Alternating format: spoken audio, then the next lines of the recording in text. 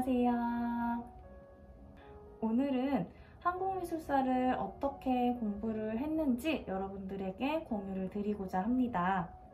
저는 우선 모든 파트들을 기존에 여러분들에게 공유를 드렸던 체크리스트 기반으로 공부를 진행을 했어요. 그 안에 모든 기본서의 내용들과 또 심화, 또 문제풀이 과정에서 또 알게 된 내용까지 정리가 되어 있기 때문에 체크리스트만 소화를 하자라는 생각을 가지고 체크리스트 중심으로 공부를 진행을 했어요. 한국미술사는 제가 단권화로 삼았던 교재는 위상 기본 이론서였고요. 그것뿐만 아니라 저는 위상 심화자료, 또 최단 요약자료, 그리고 거기에 필요하다면 김성희쌤 기본서도 참고를 해가면서 공부를 해나갔습니다. 주로 메인으로 보았던 거는 위상 기본서였고요. 또 위상 기본서만큼이나 심화 자료랑 최단 요약본 자료까지 함께 번갈아 가면서 골고루 공부를 해 나갔어요. 그래서 제가 한국미술사 어떻게 공부를 하고 진행을 했는지 그 실물 자료 함께 보면서 좀 더 많은 이야기들을 여러분들에게 해드리도록 하겠습니다. 제가 한국미술사에서 단권화로 선택한 교재는 위상 기본서였고요. 다른 파트들과 마찬가지로 이렇게 시기별로 라벨링을 해두어서 언제든지 쉽게 해당 파트를 찾을 수 있도록 정리를 해두었습니다. 삼국시대와 통일신라, 고려시대도 기본서에 있는 내용은 최대한 읽고 정리하면서 공부를 진행을 했어요. 기본서에 있는 내용은 기본적으로는 무조건 다 알고 가자라고 생각을 했기 때문에 기본서는 꼼꼼히 보도록 노력을 했습니다. 그리고 이렇게 중요한 문화재 같은 경우에는 세부적인 내용들도 필기를 추가해서 정리를 해 놓았고요. 특히 이렇게 불상 같은 경우에는 조형사와 연계해서 기법적인 특징까지도 모두 정리를 함께 해 두었습니다. 또 여러 번 해독할 때 중요도 있는 작품들은 조금 더 주의 깊게 보기 위해서 이렇게 진하게 주황색 펜으로 표시를 해두어서 눈에 띄게 체크를 해두었고요. 또 추가적으로 필요한 내용이 있다라고 생각이 드는 경우에는 이런 식으로 메모지를 삽입해서 추가적인 내용도 정리를 해 나갔습니다.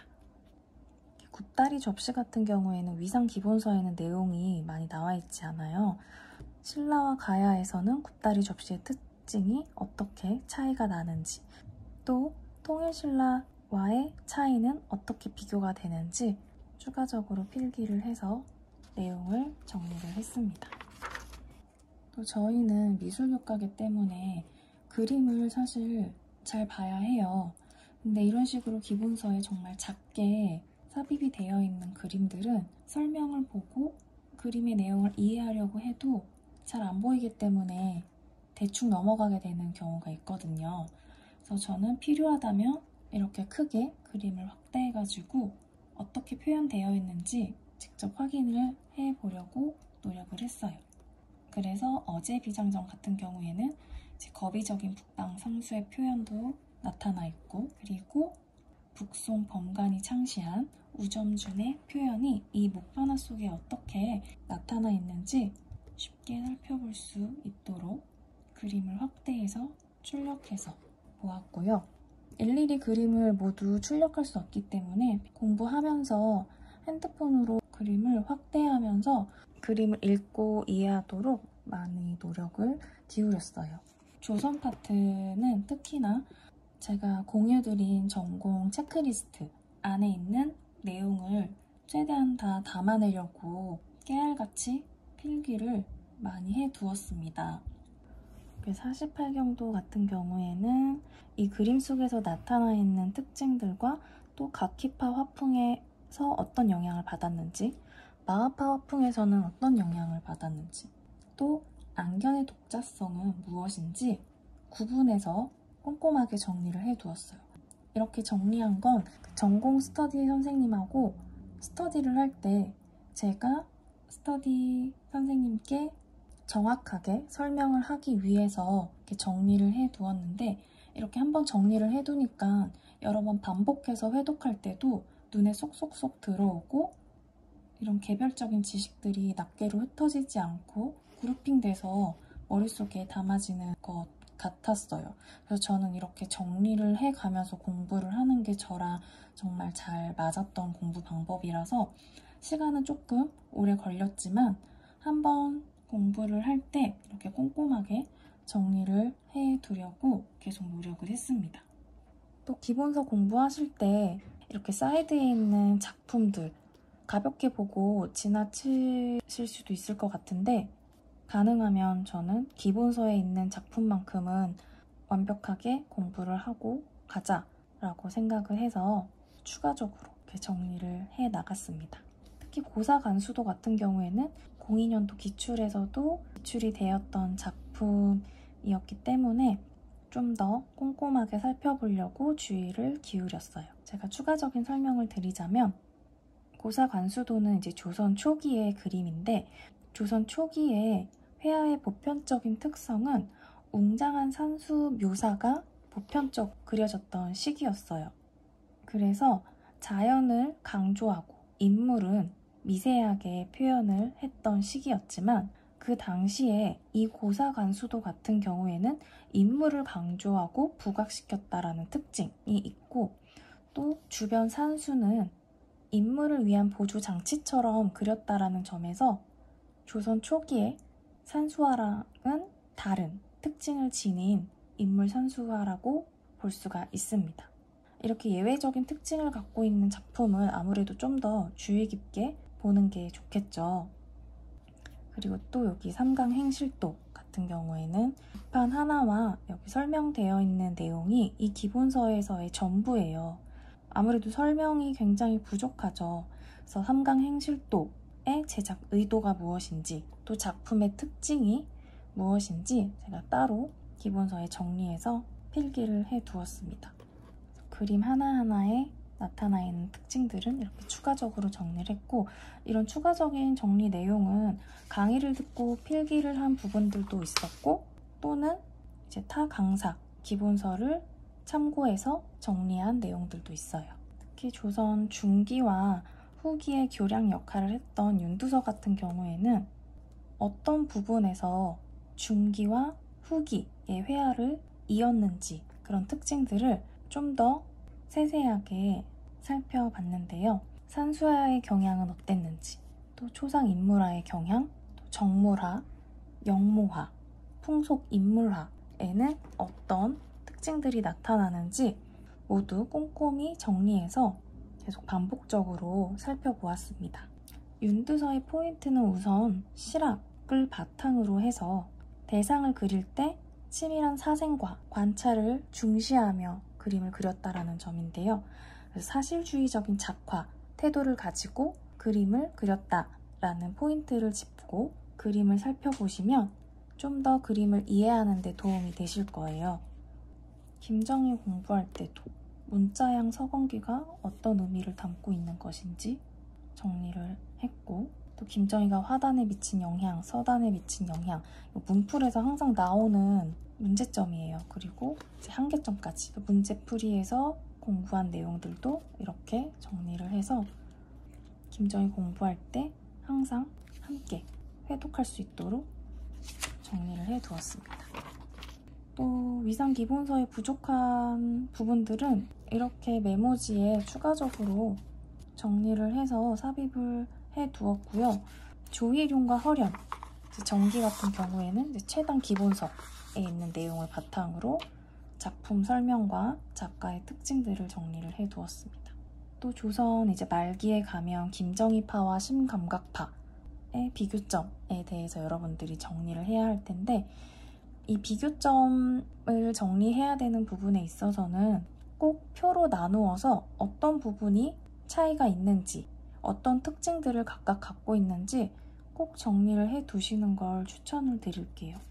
줄글로 달달달 외우고 하는 것보다 이렇게 표의 형식으로 구조화시켜서 공부를 하면 한눈에 비교점을 비교할 수 있어서 암기하는 데도 효과적이고 도움이 되는 것 같습니다. 근현대 미술 같은 경우에는 저는 정말 기본서는 거의 보지 않았고요. 제가 따로 체크리스트 기반으로 해서 정리한 서브 요약 자료로 공부를 진행을 했습니다. 물론 기본서와 심화 자료, 또 최단의 요약 자료를 참고해서 이제 만든 서브 자료였고, 그 자료는 제가 이어서 보여드리도록 할게요. 자, 이 자료가 근현대사 서브 자료예요. 이건 제가 이제 전공 체크리스트에서 근현대사 파트 질문지를 동양하단, 서양하단으로 나누어가지고 공유를 해드렸는데, 체크리스트 양식의 설명을 더 추가적으로 넣어서 근현대사 파트는 제가 교재를 만들었다 생각될 정도로 정리를 해서 계속 반복해서 이 자료만 가지고 근현대사를 공부해 나갔습니다. 저는 공부할 때 가장 자신이 없거나 공부하기 싫은 파트 같은 경우에는 오히려 더 꼼꼼하게 이런 식으로 표로 정리를 해서 보려고 했어요. 아무래도 자신이 없거나 싫어하는 파트는 좀 소홀해지기 마련이기 때문에 놓치게 되는 부분들이 많은 것 같아요. 근데 저희가 어느 파트에서 시험 문제가 출제될지 모르기 때문에 사실 골고루 편식하지 않고 공부를 해야 되잖아요. 그래서 싫어할수록 이렇게 한 번에 정리를 깔끔히 해서 스스로 보기 편하도록 자료를 정리를 해두었습니다. 근현대사 자료는 이렇게 동양화단, 서양화단 특징부터 대표 작가들의 특징과 작품 설명까지도 이 표 안에 정리를 해두었어요. 저는 근현대사는 이 서브 자료 가지고만 공부를 했어요. 그래서 총 1장, 2장, 3장, 4장 이렇게 딱 3장 반짜리로 요약을 해서 이 서브로만 공부를 마무리했습니다. 이제 임용 시험이 거의 1달 반 정도 이제 남아있는 시점에서 아마 근현대사 파트 많이 손 놓고 계신 분들 계실 텐데, 그래도 한번 읽고 들어가는 거랑 전혀 모르고 시험장에 들어가는 거랑은 정말 큰 차이가 있기 때문에 이 서브 자료는 여러분들에게 제가 공유를 해드리려고 해요. 그래서 시험장 가기 전에 한두 번쯤은 꼭 읽고 들어가셨으면 좋겠어요. 저도 제일 싫어하는 파트였긴 하지만 이렇게 한번 정리를 하고 다시 보다 보니까 생각보다 많이 볼 내용도 없고 이렇게 중요한 포인트들만 정리해 가시면 그래도 불안하지 않게 시험장에 가실 수 있지 않을까라는 생각을 합니다. 자, 마지막으로 심화 공부 빠르게 보여드릴게요. 위상 심화랑 최단 요약 자료를 번갈아 가면서 저는 반복해서 계속 회독을 했어요. 기본서랑 이 심화 자료 두 가지를 계속 반복해서 시험 보기 직전까지 회독을 진행을 했습니다.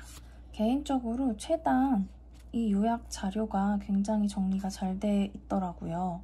물론 부족한 부분들이 굉장히 많아서 제가 추가적으로 정리를 따로 하기는 했지만 공부하는데 굉장히 도움이 많이 되었습니다. 시대별로 특징 모두 정리를 하고 호국 불교 사상이 이런 건축물이나 불교 미술에 어떤 영향을 미쳤는지, 또 통일신라에서 불교 미술이 황금기를 이룰 수 있었던 문화적, 사회적 배경들도 모두 정리를 해두었어요. 그래서 이런 지금 형광펜, 또 다양한 색상의 펜들 공부할 때마다 색을 바꿔가면서 중요도 표시를 해가면서 반복해서 공부를 진행을 했습니다. 굉장히 알록달록하죠. 이게 바로 회독, 횟수를 보여주는 흔적들인 것 같아요. 그림 안 보이는 도판들은 이렇게 확대해서 출력해서 보려고 따로 정리를 해둔 부분이고, 또 필요하다고 생각되는 부분들은 제가 또 이렇게 정리를 수기로 해두었습니다. 조선 회화의 흐름의 특징에 대해서 초기, 중기, 후기, 말기 그래서 대표적인 특징들을 적어두어서 조선 파트를 공부하기 전에 먼저 회화의 흐름, 시기별 흐름을 한번 읽고 세부적으로 좀 더 알아보는 식으로 진행을 했습니다. 또 저는 공부할 때 확실히 비교되는 점은 비교점을 구분할 수 있도록 체크를 해가면서 공부를 했어요. 대입되는 특징들 화살표로 표시를 해두어서 공부를 할 때 이 부분들은 묶어서 볼 수 있도록 추가적인 내용들도 포스트잇에 정리를 해서 계속 보완해 나가면서 정리를 했어요. 상반기부터 하반기까지 문풀 포함해서 조금씩 계속 추가를 해 나간 내용들이에요. 그래서 여러분들이 공부를 진행하실 때 상반기에는 무조건 자료 정리를 완벽하게 끝내고 하반기부터 회독을 하겠다 라고 생각하시는 분들이 많은데 시험 직전까지 계속 아마 내용이 추가가 될 거예요. 그러니까 뭔가 정리를 완성을 시켜야 된다는 그런 압박감 가지시지 마시고 계속해서 수정 보완해 나간다라는 마음가짐으로 공부를 진행을 해주시면 좋을 것 같아요.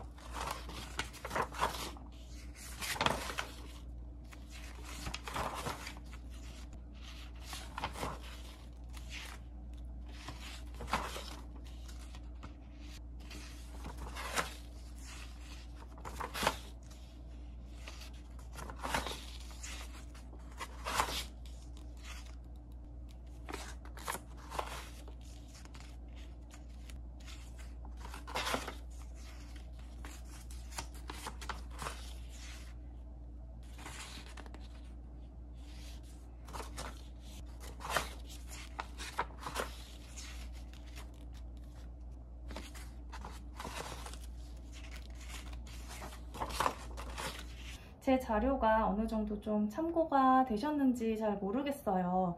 영상에서 보셨던 것처럼 저는 정말 필기를 꼼꼼하게 하는 스타일이었거든요.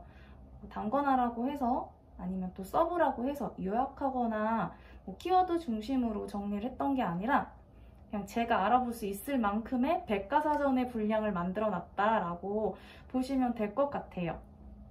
저는 이제 기계적으로 암기하고 인출하는 데 자신이 없었기 때문에 최대한 이해하는 양을 늘려서 어떤 문제가 나오더라도 내가 이해한 범위 내에서 버무려서 쓸 수 있게끔 그렇게 많이 준비를 했던 것 같습니다. 그래도 어느 정도는 주요 키워드 같은 거는 기본적으로 암기는 해야겠죠. 모든 미술사 영역 파트가 마찬가지겠지만 특히 한국미술사 같은 경우에는 우선 시대별 특징을 크게 공부를 하신 후에 이제 작가별로 특징을 세부적으로 봐 나가시는 게 좋은 것 같아요. 너무 작가별 특징에 꽂혀가지고 너무 세부적인 내용만 보게 된다면 큰 흐름과 맥락이 깨지기 때문에 결과적으로는 정리도 덜 되고 머릿속에서 굉장히 깨알같이 낱개의 지식들이 이렇게 돌아다닐 가능성이 크거든요. 강사 선생님들도 항상 강조하시는 것처럼 큰 맥락을 먼저 이해를 해라. 그리고 그 안에 세부적인 내용을 공부해라. 그게 정말 핵심 포인트라고 생각을 합니다. 그래서 시기별 특징 명확하게 정리를 하신 후에 시대 상황 안에 어떻게 그런 시대 사회적 배경들이 반영이 돼서 작품에 영향을 줬는지까지 이어서 공부를 하시다 보면 정말 하나의 큰 맥락으로 이어지는 거를 여러분들이 발견을 하실 수 있을 거예요. 그리고 제가 한국미술사 파트에서 여러분들에게 도움을 드릴 수 있는 부분은 이거 한 가지인 것 같아요. 근현대사 정리본. 저는 정말 근현대사가 자신이 없었어요. 정말 자신이 없었고 재미없는 파트였고 그래서 제가 아까 영상에서 보여드렸다시피 제가 일일이 나를 잡고 근현대사 파트만 한 번에 정리를 했어요. 내가 이거 하나 정리해놓고 다시는 공부하지 않으리 라는 생각에 근현대사 파트만큼은 꼼꼼하게 정리를 해두었거든요.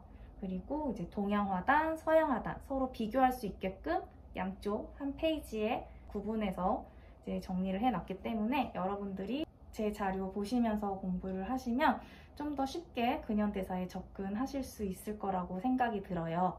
그래서 근현대사 이제 정리본 파일은 여러분들에게 공유를 드리도록 하겠습니다. 그래서 댓글에 메일 주소 남겨주시면 제가 근현대사 파트 정리본 공유 드리도록 할게요. 이제 근현대사만큼은 큰 짐을 덜으신 거나 다름이 없어요. 그러니까 조선시대 파트, 한국미술사도 포기하지 마시고 끝까지 열심히 화이팅 하시기를 바라겠습니다. 그럼 다음 영상에서 뵐게요. 안녕!